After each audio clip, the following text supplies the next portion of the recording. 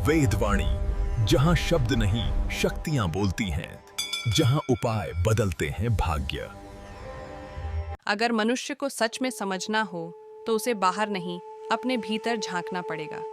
क्योंकि वेदों ने साफ कहा है, जो ब्रह्मांड में है वही इस शरीर में है।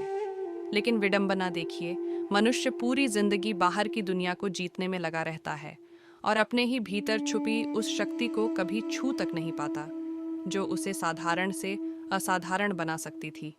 यही कारण है कि करोड़ों लोग जन्म लेते हैं, जीते हैं, संघर्ष करते हैं और बिना यह जाने चले जाते हैं कि वे क्या बन सकते थे। आज हम जिस विषय पर बात कर रहे हैं वह कोई कल्पना नहीं है, कोई जादू नहीं है और न ही कोई तंत्र मंत्र की कहानी है। यह मानव चेतना का विज्ञान है। यह वह रहस्य है जिसे ऋषियों ने शब्दों में नहीं, अनुभव में जिया था। यह वह ज्ञान है जिसे छुपाया नहीं गया, बल्कि बार बार बताया गया, लेकिन सुनने वाला तैयार नहीं था। मानव शरीर केवल हड्डी, मांस और रक्त का ढांचा नहीं है। यह एक ऊर्जा यंत्र है, एक चलता फिरता ब्रह्मांड। और इस यंत्र के भीतर ऊर्जा के ऐसे ऐसे केंद्र हैं जिनका जागरण हो जाए तो मनुष्य वही कर सकता है जिसे आज हम असंभव कहते हैं। इन्हीं ऊर्जा केंद्रों को चक्र कहा गया है। अब यहाँ एक बहुत गहरी बात समझिए। आज का मनुष्य सोचता है कि वह सोचता है, लेकिन सच यह है कि अधिकांश लोग सोचते नहीं हैं, वे प्रतिक्रिया देते हैं। उनका जीवन भोजन, भय, लालसा, तुलना और इच्छाओं से संचालित होता है। और इसका कारण सिर्फ एक है, उनकी चेतना मूल स्तर से ऊपर उठी ही नहीं। शास्त्र कहते हैं, अगर कोई व्यक्ति एक चक्र भी सही से जागृत कर ले तो वह सामान्य भीड़ से अलग दिखने लगता है। अगर 3 चक्र जागृत हो जाए तो वह समाज को प्रभावित करने लगता है। अगर 5 चक्र जागृत हो जाए तो वह इतिहास में दर्ज हो सकता है। और अगर 7 चक्र पूर्ण रूप से जागृत हो जाए तो वह स्वयं इतिहास बन जाता है। लेकिन यहाँ एक कटु सत्य है। दुनिया में 7 चक्रों की बातें बहुत लोग करते हैं, पर वास्तविक जागरण बहुत ही कम लोगों के जीवन में होता है, क्योंकि जागरण का रास्ता बाहरी नहीं, अंदर की लड़ाई है। अब चक्र शब्द को ठीक से समझिए। चक्र का अर्थ है घूर्णन, ऊर्जा का घूमना। जहाँ ऊर्जा स्थिर नहीं रहती बल्कि निरंतर प्रवाहित होती है। मानव शरीर में हजारों ऊर्जा भंवर हैं। योग शास्त्र कहते हैं कि लगभग 114 प्रमुख चक्र हैं, लेकिन उनमें से केवल 7 चक्र ऐसे हैं जो मानव जीवन के हर निर्णय, हर भय, हर इच्छा और हर उपलब्धि को नियंत्रित करते हैं। ये 7 चक्र ऐसे नहीं हैं कि आप उन्हें किसी मशीन से नाप लें। ये अनुभव के स्तर पर समझे जाते हैं। जैसे प्रेम को आप तौल नहीं सकते, लेकिन महसूस जरूर कर सकते हैं। और अब हम आते हैं उस बिंदु पर जहां से सारी यात्रा शुरू होती है, मूलाधार चक्र।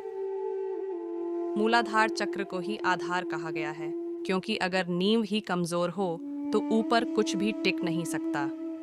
यह चक्र गुदा और जननेंद्रिय के बीच स्थित होता है। यह पृथ्वी तत्व से जुड़ा हुआ है। इसका रंग लाल है और इसका बीज मंत्र है लम। अब ध्यान दीजिए, लगभग 99% लोग अपना पूरा जीवन इसी चक्र के प्रभाव में जीते हैं। उनकी प्राथमिक चिंताएं क्या होती हैं? पेट कैसे भरे, सुरक्षा कैसे मिले, पैसा कैसे आए, डर से कैसे बचें और शरीर को सुख कैसे मिले। यह गलत नहीं है, लेकिन यहीं अटक जाना आध्यात्मिक मृत्यु है।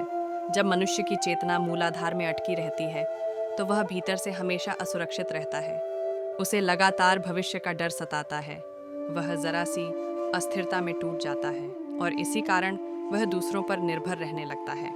मूलाधार चक्र का जागरण मतलब यह नहीं कि आप इच्छाएं छोड़ दें, बल्कि इसका अर्थ है इच्छाओं पर आपका नियंत्रण हो। जब यह चक्र संतुलित होता है तो मनुष्य के भीतर एक गहरी स्थिरता आती है। वह बिना घबराए कठिन परिस्थितियों में खड़ा रह सकता है। उसका डर कम होने लगता है। उसका भरोसा बाहर नहीं, अपने भीतर बनने लगता है। शास्त्र कहते हैं, जिस व्यक्ति का मूलाधार संतुलित है उसे संसार हिला नहीं सकता। लेकिन इसे जागृत करने का रास्ता आसान नहीं है, क्योंकि यहाँ मनुष्य को अपनी सबसे पुरानी प्रवृत्तियों से लड़ना पड़ता है। भोजन में संयम, नींद में संतुलन, काम में अनुशासन और सबसे कठिन, विचारों पर नियंत्रण। यही कारण है कि मूलाधार की साधना में योगासन, प्राणायाम और मौन तीनों आवश्यक माने गए हैं। जब मूलाधार जागृत होता है तो मनुष्य पहली बार महसूस करता है कि मैं शरीर नहीं हूँ, मैं चेतना हूँ, और यहीं से अगला द्वार खुलता है। जब मूलाधार चक्र में स्थिरता आ जाती है तब मनुष्य के भीतर एक नई बेचैनी जन्म लेती है। ये बेचैनी डर की नहीं होती बल्कि खोज की होती है। अब वह केवल जीवित रहने के लिए नहीं जीना चाहता, वह कुछ महसूस करना, कुछ रचना करना, कुछ जोड़ना चाहता है। यही वह क्षण है जब ऊर्जा ऊपर की ओर बढ़ती है और मनुष्य प्रवेश करता है स्वाधिष्ठान चक्र के क्षेत्र में। स्वाधिष्ठान चक्र यानी स्व प्लस अधिष्ठान, अर्थात जहाँ स्वयं निवास करता है। यह चक्र नाभि के नीचे स्थित होता है। इसका तत्व है जल, इसका रंग है नारंगी और इसका बीज मंत्र है वम। अब यहाँ एक ऐसी बात समझिए जिसे समझे बिना आध्यात्मिक यात्रा हमेशा अधूरी रह जाती है। जितने भी लोग आध्यात्मिक रास्ते से फिसले हैं, जितने भी साधक रास्ते में भटके हैं, उनमें से अधिकांश इसी चक्र पर गिरते हैं। क्यों? क्योंकि स्वाधिष्ठान चक्र आनंद से जुड़ा है, भोग से, रुचि से, आकर्षण से, सुख की चाह से। यह वही चक्र है जो पूछता है, जीने का आनंद कहाँ है? स्पर्श में क्या है? सौंदर्य क्या है? कामना क्या है? संबंध क्या है? और यही कारण है कि समाज का बड़ा हिस्सा इसी चक्र में फंसा हुआ है। आज का मनुष्य केवल पेट नहीं भरता, वह स्वाद खोजता है। वह केवल कपड़ा नहीं पहनता, वह दिखना चाहता है। वह केवल संबंध नहीं बनाता, वह अधिकार चाहता है। यह सब स्वादिष्ठान की असंतुलित ऊर्जा के लक्षण हैं। लेकिन ध्यान दीजिए, समस्या आनंद नहीं है, समस्या आनंद की गुलामी है। ऋषियों ने कभी आनंद को गलत नहीं कहा, उन्होंने तो कहा हो आनंद ब्रह्म है। लेकिन उन्होंने यह भी चेतावनी दी, जिस आनंद पर तुम्हारा नियंत्रण न हो वही तुम्हें बांध देगा। स्वाधिष्ठान चक्र संतुलित हो तो मनुष्य अत्यंत रचनात्मक हो जाता है। कलाकार यहीं से जन्म लेते हैं, लेखक यहीं से लिखते हैं, संगीतकार यहीं से सुर उठाते हैं, प्रेम यहीं से पवित्र बनता है। लेकिन यही चक्र जब विकृत होता है तो यही प्रेम आसक्ति बन जाता है, यही आनंद लत बन जाता है, यही संबंध कारावास बन जाता है। अब एक बहुत गहरी बात सुनिए। अधिकांश लोग सोचते हैं कि उनकी समस्याएं बाहर से आ रही हैं, लेकिन असल में उनकी लड़ाई भीतर चल रही होती है।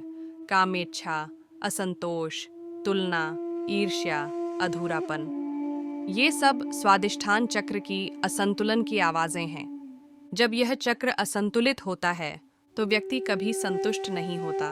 उसे और चाहिए, और चाहिए, और चाहिए, और जितना मिलता है उतना ही भीतर खालीपन बढ़ता जाता है। अब प्रश्न यह है, क्या स्वादिष्ठान को दबाना चाहिए? उत्तर है नहीं। दबाना बीमारी पैदा करता है, बहना पतन पैदा करता है, संतुलन ही मुक्ति देता है। यही कारण है कि योग शास्त्र में स्वाधिष्ठान की साधना को संयम प्लस सजगता से जोड़ा गया है। जब यह चक्र शुद्ध होता है तो व्यक्ति के भीतर एक गहरी कोमलता आती है। वह सुंदरता को भोग नहीं, अनुभव की तरह देखने लगता है। उसका प्रेम मांगना बंद कर देता है और देना शुरू करता है। और जब यह संतुलन स्थिर हो जाता है तब ऊर्जा आगे बढ़ती है। अब हम प्रवेश करते हैं उस चक्र में जहाँ से कर्म और शक्ति का जन्म होता है। मणिपुर चक्र। मणिपुर चक्र यानी मणियों का नगर, यह नाभि क्षेत्र में स्थित होता है। इसका तत्व है अग्नि, इसका रंग है पीला और इसका बीज मंत्र है रम। यह चक्र मनुष्य की इच्छा शक्ति, आत्मविश्वास, निर्णय क्षमता और कर्म बल को नियंत्रित करता है। अब एक कटु सत्य समझिए, दुनिया में ज्यादातर लोग जानते हैं कि क्या करना चाहिए लेकिन करते नहीं हैं। क्यों? क्योंकि उनका मणिपुर चक्र कमजोर होता है। वे सोचते बहुत हैं, योजना बनाते बहुत हैं, लेकिन एक कदम उठाने में कांप जाते हैं। मणिपुर चक्र कमजोर हो तो व्यक्ति हमेशा दूसरों से मान्यता चाहता है। वह अपनी कीमत दूसरों की राय से तय करता है। वह निर्णय लेने से डरता है और मणिपुर चक्र अत्यधिक प्रबल हो जाए तो वही व्यक्ति अहंकारी बन जाता है। उसे लगता है मैं ही सही हूँ, बाकी सब गलत हैं। यही कारण है कि शक्ति और विनाश के बीच बहुत पतली रेखा होती है। संतुलित मणिपुर चक्र वाला व्यक्ति बिना चिल्लाए प्रभाव डालता है, बिना दबाव बनाए नेतृत्व करता है, बिना क्रोध के साहस दिखाता है। यही वह अग्नि है जो भोजन को ऊर्जा में बदलती है और विचारों को कर्म में। अब यहाँ एक रहस्य समझिए, कर्म केवल बाहर नहीं होता, कर्म भीतर भी होता है। जब आप डर को चुनते हैं वह भी कर्म है। जब आप चुप रहते हैं वह भी कर्म है। जब आप समझौता करते हैं वह भी कर्म है। और मणिपुर चक्र तय करता है कि आप अपने जीवन के साथ क्या करेंगे। यही कारण है कि महापुरुषों के पेट के क्षेत्र में अद्भुत तेज होता है। यहीं से राम का धैर्य निकलता है, यहीं से अर्जुन का संकल्प उठता है, यहीं से शिव का तांडव जन्म लेता है। जब यह चक्र जागृत होता है तो व्यक्ति पहली बार महसूस करता है, मैं परिस्थितियों का गुलाम नहीं हूँ। वह हार में भी खड़ा रहता है, वह आलोचना में भी स्थिर रहता है, वह अकेलेपन में भी नहीं टूटता। लेकिन ध्यान रखिए, मणिपुर तक पहुंचना आध्यात्मिक सफलता नहीं है, यह तो केवल मध्य बिंदु है। यहीं से दो रास्ते निकलते हैं। एक रास्ता जहां शक्ति अहंकार बन जाती है और व्यक्ति नीचे गिरने लगता है। दूसरा रास्ता यस्टे ही टिनटिन मांची, जहां शक्ति करुणा में बदलती है और व्यक्ति ऊपर उठने लगता है। और इसी मोड़ पर खुलता है सबसे नाजुक द्वार, जिसे कहते हैं अनाहत चक्र की दहलीज। यहाँ पर कहानी, प्रेम, शिव तत्व और हृदय का विस्फोट शुरू होगा।